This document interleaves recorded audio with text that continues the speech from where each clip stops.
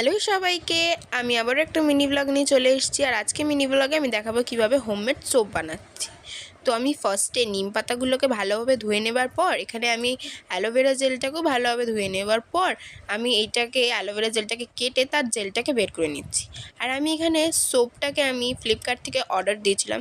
হ্যাঁ বন্ধুরা, তোমরাও চাইলে তোমরাও ফ্লিপকার্ট, মিশো সব জায়গা থেকে অ্যাভেলেবেল পেয়ে যাবে। তো আমি এটাকে ভালোভাবে একদম ছোটো ছোটো পিস করে কেটে নিচ্ছি যাতে মেল্ট করতে আমাদের সুবিধা হয়। আর তারপর এখানে একটা বাউলের ভেতরে দিয়ে দিচ্ছি মেল্ট করার জন্য। আর আমি এখানে অ্যালোভেরা জেল আর নিম পাতাটাকে মিক্স করে নিয়েছি গ্রাইন্ডারে। আর তারপর আমি এখানে মেল্টেড সোপটাকে দিয়ে দেবো। আর তারপর ভালোভাবে মিক্স করে নেবো।